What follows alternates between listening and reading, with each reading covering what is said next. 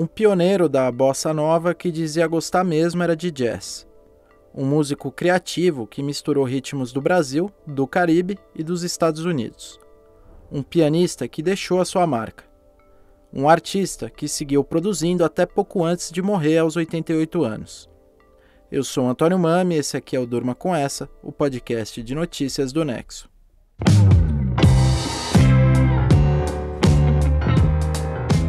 Olá, eu sou a Letícia Arcoverde e estou aqui com o Antônio para apresentar esse podcast que vai ao ar todo começo de noite, de segunda a sexta, sempre com notícias que podem continuar a ecoar por aí. Segunda-feira, 17 de julho de 2023. Dia em que morreu aos 88 anos João Donato, um dos principais nomes da música brasileira. Pianista, cantor, compositor e acordeonista, Donato teve uma carreira sólida no Brasil e nos Estados Unidos, e seguia ativo até pouco tempo antes da sua morte, com quase 40 discos gravados. Ele estava internado num hospital no Rio de Janeiro e foi vítima de uma pneumonia, deixando a mulher e 3 filhos. A morte de João Donato repercutiu no mundo político e artístico. O presidente Luiz Inácio Lula da Silva chamou o músico de um dos maiores e mais criativos compositores brasileiros. A ministra da Cultura, Margarete Menezes, afirmou que o legado do artista marca uma revolução na bossa nova, no samba, no jazz e no Ijexá. A cantora Marisa Monte disse que Donato era dono de um estilo próprio, com um piano diferente de tudo que eu já vi. Caetano Veloso descreveu a obra do compositor assim: sua música, samba jazz livre do samba jazz, é perfeita sempre. A mais alta conquista de extrema complexidade em extrema simplicidade. João Donato nasceu em Rio Branco, no Acre, em 1934. Sua primeira apresentação, ainda criança, foi tocando acordeon no circo. Seu pai, major da aeronáutica, apostava numa carreira musical para o menino. A família se mudou para o Rio de Janeiro em 1945, quando João Donato tinha 11 anos. E foi na então capital federal que ele despontou para a música. O período da adolescência do João Donato marcou uma época em que o rádio estava florescendo no Brasil. Um dos primeiros lugares no qual ele foi bater na porta para tentar mostrar os seus dotes no acordeão foi o programa de talentos do compositor e radialista Ari Barroso, uma sumidade na época. Mas o João Donato não conseguiu espaço.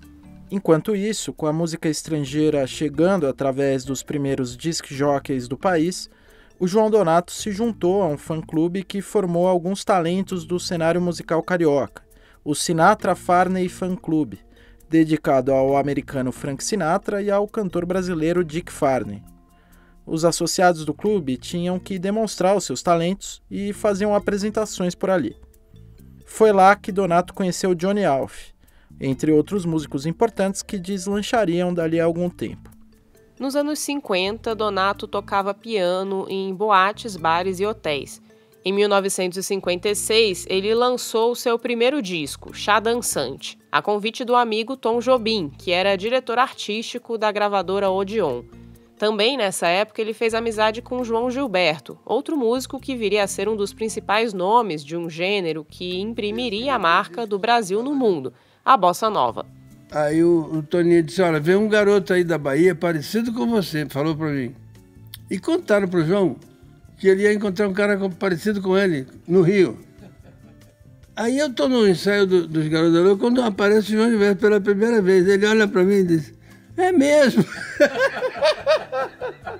Eu só disse: é mesmo. E ficou combinado assim, nós ficamos amigos para sempre. A partir daí, saímos de mão dada, falando mal do mundo, falando bem das coisas também. Você ouve aí o João Donato numa entrevista concedida ao crítico musical Rodrigo Faura em 2022. Nesse trecho da conversa, ele está brincando com a semelhança física entre ele e o João Gilberto, que estava chegando ao Rio de Janeiro. Uma semelhança que também aparecia no estilo de canto dos dois, sereno, com tom baixinho. E para além da semelhança, a amizade e a parceria.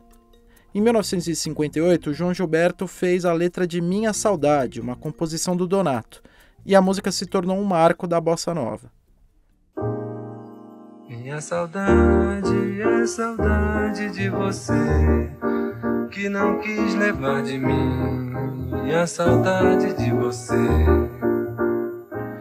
A obra, a trajetória e o meio em que o João Donato se lançou para a música colocam ele entre os pioneiros da bossa nova. Mas ele preferia renegar esse título. Em 1986, ele deu uma entrevista para o jornal Folha de São Paulo e disse o seguinte, abre aspas, a bossa nova não existe. O nome é apenas uma confusão criada pela indústria ou pelos críticos. Para mim, bossa nova sempre foi samba tocado por uma moçada que não é do morro. Fecha aspas.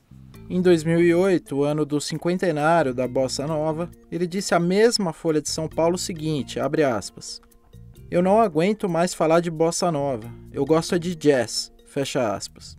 E também aspas para ele de novo. Quando eu estou irritado, eu respondo que eu não sei o que é bossa nova. Esse rótulo é muito pouco para o que eu quero.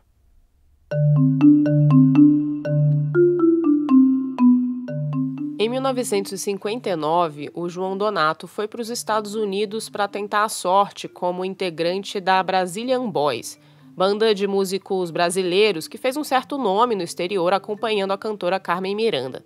A mudança era uma oportunidade de trabalho, mas também atendia a um anseio do pianista.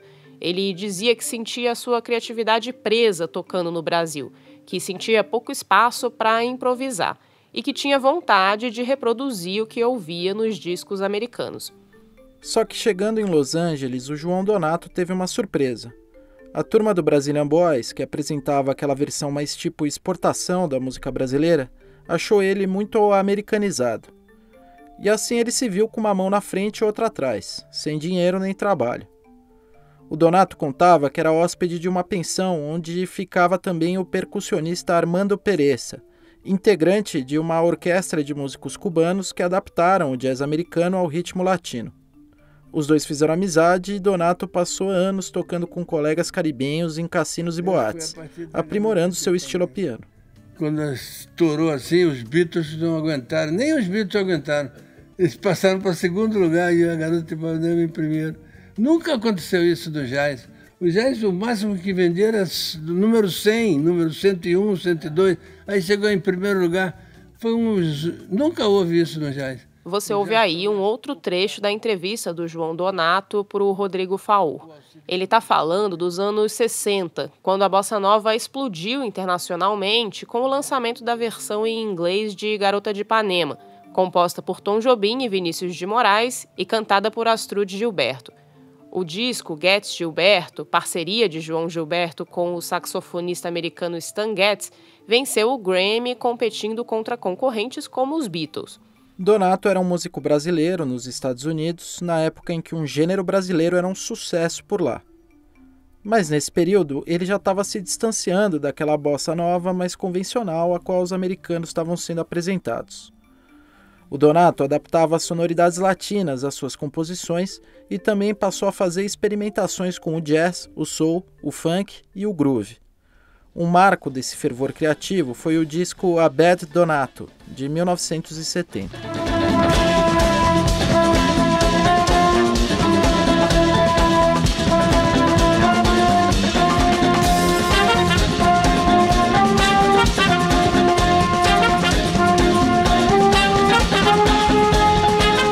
Você ouviu aí um trecho de The Frog, que estava no álbum A Bad Donato, e que foi regravada depois que ele voltou para o Brasil em 1973 como Aham, se tornando uma das músicas mais famosas do artista. Nessa época que ele voltou ao Brasil, nos anos 70, o João Donato começou a fazer parcerias com grandes músicos e a se reapresentar para o público do país.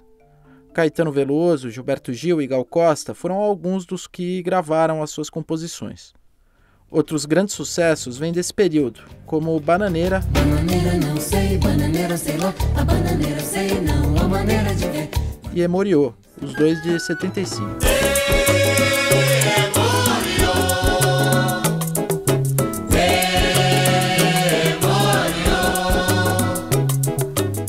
A partir da segunda metade da década de 70, o João Donato passou a se dedicar mais a fazer arranjos de discos de outros artistas. Foi só em 1996 que ele retomou a rotina de lançamentos próprios, com Coisas Tão Simples, e desandou a gravar álbum atrás de álbum, muitos com composições inéditas. Foram mais de 20 discos depois dos 60 anos de idade. Em 2010, João Donato ganhou o Grammy Latino na categoria Jazz Latino.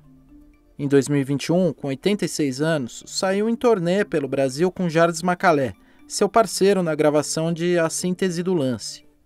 Seu último disco foi Serotonina, de 2022, um ano antes de se despedir de vez do público.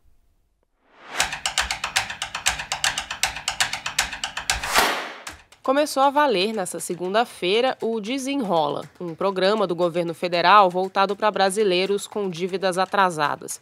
O Marcelo Rubissec já escreveu sobre o assunto para o Nexo e vai explicar melhor para a gente.